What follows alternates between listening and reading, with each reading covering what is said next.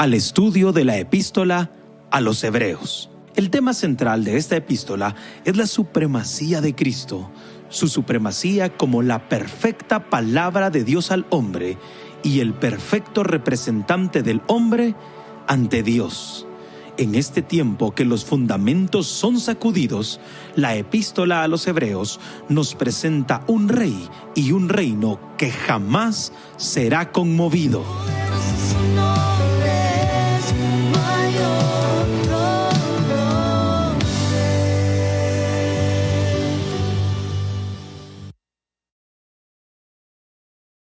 Bienvenidos en el nombre de nuestro amado Señor, hermanos, a un nuevo estudio de Hebreos. Estamos agradecidos con nuestro Padre Celestial por darnos este regalo tan grande de estudiar la palabra del Señor. Y les invito a que oremos un momento. Gracias, Señor.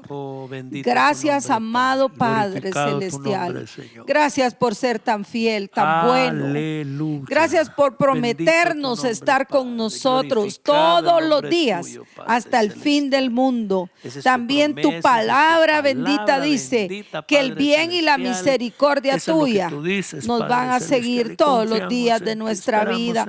Gracias por cumplir en la vida de tus hijos cada promesa bendita de tu palabra, porque has sido fiel, porque el cielo y la tierra pasarán, pero tú permaneces fiel, tu palabra permanece fiel. Señor, gracias. Gracias por todas las respuestas que hemos tenido a oraciones, Señor, grandes, complicadas las situaciones, los problemas, pero en todo hemos visto tu mano poderosa. Gracias por obrar en la vida de nuestros hermanos. Y gracias, Señor, porque también hoy podemos poner en tus manos benditas todas las peticiones que tenemos delante de ti. Hay necesidades, Padre, siempre en tu pueblo, de protección, de provisión, de salud, de paz, de victoria espiritual, Señor, en cada vida. Gracias, Señor, porque tú harás cosas grandes y maravillosas. Te exaltamos, te adoramos y te damos las gracias y te decimos gracias por nuestro amado Salvador Jesucristo, porque oramos todo en el nombre poderoso de Jesús, nuestro amado Salvador. Amén. Dios les bendiga.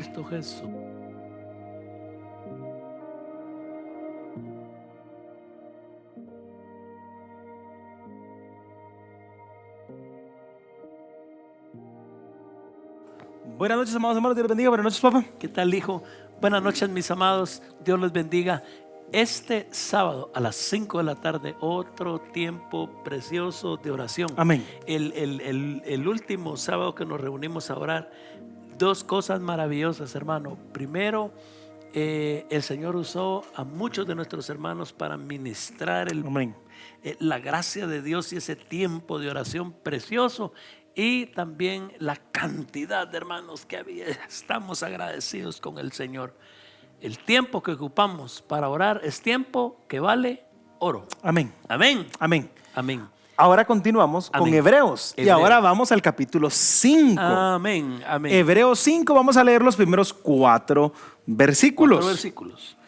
Porque todo sumo sacerdote tomado de entre los hombres es constituido a favor de los hombres en lo que a Dios se refiere, para que presente ofrendas y sacrificios por los pecados, para que se muestre paciente con los ignorantes y extraviados, puesto que él también está rodeado de debilidad, y por causa de ella debe ofrecer por los pecados, tanto por sí mismo como también por el pueblo.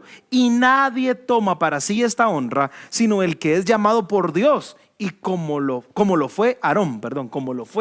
Aarón, amén. Hasta ahí vamos a leer hoy. Estamos en un nuevo capítulo. Ya del capítulo 4, verso 14 al 16, está introduciendo el sumo sacerdocio como tema. Amén. Y ahora vamos a ver el sumo sacerdocio de Cristo. Y hay cosas maravillosas para nuestra vida que vamos a aprender acerca de Cristo como sumo sacerdote. Primero, el autor comienza en Hebreos a mencionar dos cualidades que debe satisfacer cualquier sumo sacerdote, dos características de los sumos sacerdotes. Antes de hablar más particularmente de Cristo, ¿verdad? Del sacerdocio de Cristo. Entonces, ¿por qué no las miramos? Miremoslas, por favor. ¿Cuál es la primera, Pablo? Un sumo sacerdote debe ser capaz de simpatizar con aquellos a quien representa. ¿Por qué? Porque él es mi representante ante Dios. ¿Y la segunda cosa? El sumo sacerdote debe haber sido designado divinamente para ejercer esa tarea. Esas son las dos cosas específicas que debía tener todo sumo sacerdote levítico. Primero, identificarse con su gente. Ahora, ¿por qué decimos levítico? Decimos levítico porque todos los que van a servir en el sacerdocio tienen que ser de la familia de Leví. Entonces, solo esa raza, solo esa tribu. Por decir, yo sé que usted ha escuchado esto quizás muchas veces en la iglesia, en muchas iglesias. Solamente un hombre una vez al año podía entrar al lugar santísimo. Correcto. Y eso es complicado, ahora más complicado. Solo podía ser un hombre de la tribu de Leví. Entonces, para ser sumo sacerdote, debía ser de la familia de Leví. Debía de haber una designación divina del Señor. Y debía simpatizar, debería de tener empatía con los que él representaba ante Dios. Correcto. Y fíjate, Pablo, que para aprovechar este momento lindo que nos da esta palabra, todo siervo tiene que tener simpatía con la gente a la que sirve. Mire, a la gente no le interesa tanto cuánto sabe usted. ¿Sabe qué les interesa? Si a usted le interesan ellos. Vaya, y no pensemos en el trabajo ministerial en la iglesia, pensemos en la familia. Cuánto papá trata de ayudar a sus hijos, pero no muestra amor, no muestra interés por la vida del patojo. Y lo que pasa, amado hermano, que en el momento que se acerca alguien a mí a querer corregirme, a querer ayudarme, y yo siento que a esa persona yo no le intereso, sino solo me quiere decir algo por decírmelo, y que yo no sé realmente cuál es el interés de esa persona, probablemente usted y yo rechazamos esa ayuda, esa corrección. ¿Por qué? Porque yo a no le importa saber qué me está viniendo a decir. Y hay una cosa bien linda, Pablo. Para mostrar interés no se necesita tener dinero, no se necesita tener una preparación.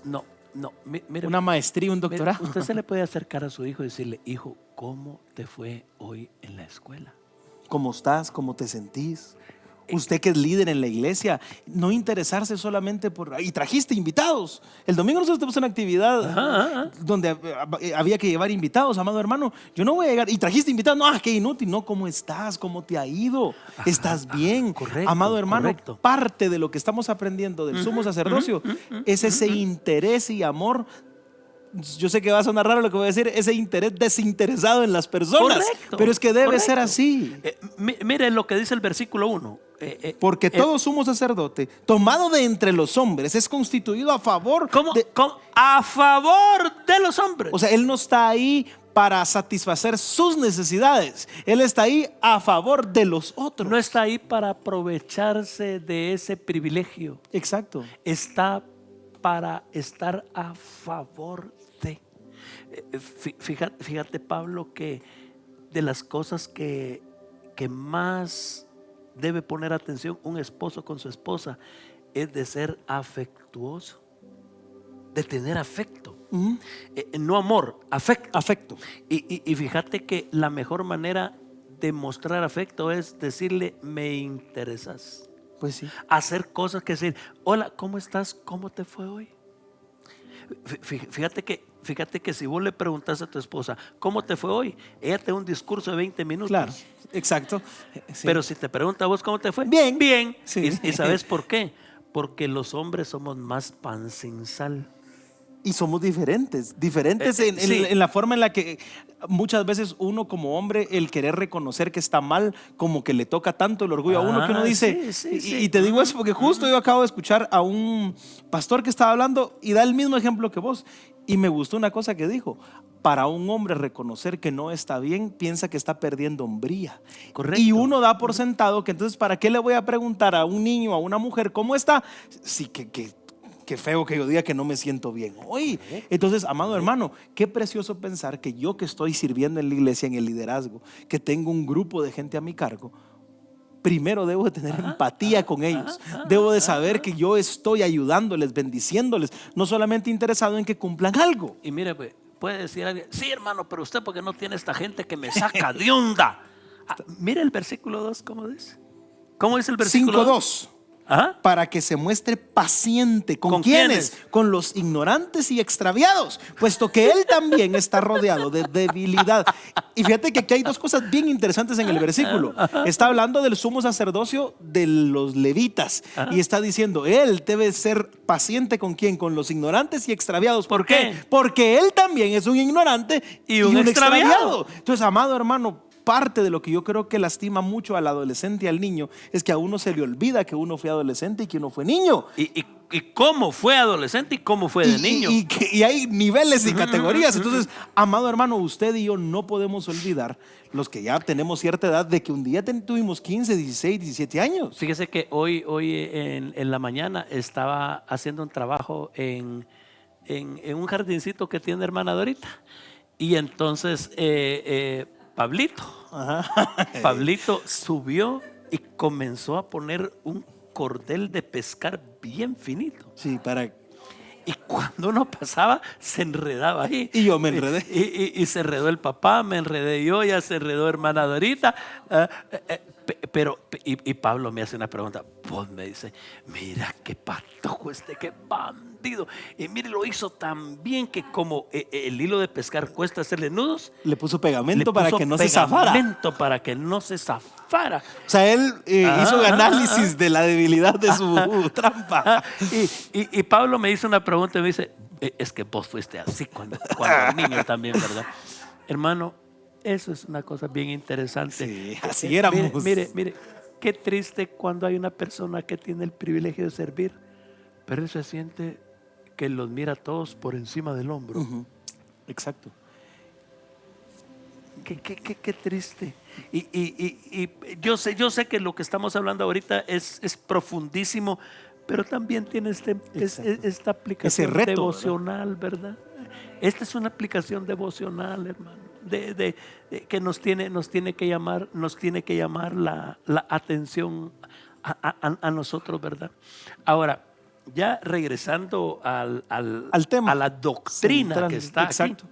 ¿Qué podemos decir del sumo sacerdote? El sumo sacerdote representaba a los hombres en asuntos por los cuales son responsables ante Dios. Por lo tanto, es necesario que éste sea un hombre. ¿Por qué? Porque él está representando a los hombres en cuanto a asuntos de nosotros los hombres. Correcto. Nuestras fallas, nuestras debilidades, nuestros pecados, pero también nuestras carencias, nuestras debilidades, no en cuanto a la carne, sino las debilidades que tenemos los hombres, que nos enfermamos, que estamos sujetos a un sinfín de cosas más. Aarón y sus sucesores eran israelitas que conocían las condiciones bajo las cuales vivía el pueblo. ¿Por qué? Porque vivían con ellos, estaban expuestos a las mismas condiciones y a las mismas pruebas. Estaban ahí con ellos. Y ahí creo que hay otra aplicación para los siervos de Dios. Uno debe de estar donde la gente está. Mire, hermano, como dicen en Chequimula, ¿y qué tirria les entra de querer aparecer superiores a los demás? ¿Cuántos hermanos llegan con 3 anillos? Uno de profeta, otro de siervo, otro de padre. De todo tienen. ¿Cuántos de la iglesia llegan con esos anillos? ¿Y por qué usted tiene que usarlos? Y es que esa separación que viene de algo humano, totalmente, provoca una cosa. Cuando un hermano falla, muchas veces piensa: el pastor es bueno que nunca falla. ¿El pastor cómo va a pecar? Fíjate, Pablo, que en un retiro hace muchos años iban pastores, iban jóvenes, adolescentes, niños, de todo, como un retiro como familiar. Y entonces un niño está viendo, porque dormíamos en cabañas, ¿verdad? Y entonces en cabañas dormimos 10, 12 personas, ¿va? Y le dice un adolescente, más adolescentón que niño, le dice al papá, papá, el pastor usa pachama también, le dice. Sí, exacto, sí. Es que parece como que fuera una broma lo que estás diciendo, pero es que es cierto, amado hermano, cuando un siervo de Dios quiere presentarse como muy elevado ante los demás, realmente está causando un daño terrible en la cabeza, en el corazón, en la perspectiva de los miembros que el Señor puso en su iglesia. Qué interesante. Sí, qué complicado. Porque Aarón ahí estaban. Era igual que todos los demás. Iban caminando, iban en ese desierto. Conocían todas esas situaciones, las condiciones, todo lo que pasaba. Ahora, el sumo sacerdote debía presentar sacrificios y ofrendas a Dios por el pecado del pueblo. Sacrificios y ofrendas. Fíjate que qué interesante va, porque la parte más importante que se menciona aquí como función del sumo sacerdote es tratar el problema del pecado. ¿Por qué? Porque el problema más grande que todo ser humano tiene es el pecado. Y el asunto más relevante que puede hacer el sacerdote para con Dios es tratar el pecado, nada más. Y probablemente a qué se está refiriendo aquí Pablo. A las ofrendas particulares por el pecado. Son las que se presentaban anualmente el día de la expiación. Esa era la ocasión sobre todas las demás que debía cumplir las funciones sacrificiales. Es ese día cuando el sumo sacerdote tenía que sacrificar dos corderos. Uno lo soltaba para Azazel, como dice la Biblia, el otro sí lo mataban, pero antes de matarlo ponían las manos sobre él. Había una transferencia ahí. Y confesaba al sacerdote sus pecados y los del pueblo. No solo los del pueblo. Y esa es otra cosa bien importante, amado hermano. Usted y yo, todos somos pecadores, pecamos y vamos lamentablemente a seguir pecando y fallando. ¿Por qué? Porque el hombre no es perfecto. El hombre está perfectamente santificado, pero tiene un proceso de santificación de día a día durante todo el tiempo que tenga en la tierra. Entonces el sacerdote ponía sus manos, confesaba sus pecados y los de la nación. Yo no he meditado por qué a la parte de enfrente de la iglesia le dicen altar. Sí, no sé. Pero sí sé una cosa, ¿por qué el pastor tiene que estar más alto que todos los demás? Para que lo miren. Es una cosa técnica. No para que lo admiren. Exactamente. Es una herramienta para que todos puedan ver a la persona que está cantando, dando anuncios, predicando, lo que sea. Fíjate que es bien interesante porque en el libro de Nehemías hacen una cosa así. ¿Una plataforma? ¿Una plataforma para qué? Para que se logre ver. Exacto. Para que se logre ver. Y oír, está sobre todo, se está hablando. Hay un principio en sonido, ¿eh? Lo que se mira es lo que se oye. Sí. Si está escondida la bocina por allá, no la van a ver. Entonces, viéndome aquí a mí es importante. Entonces,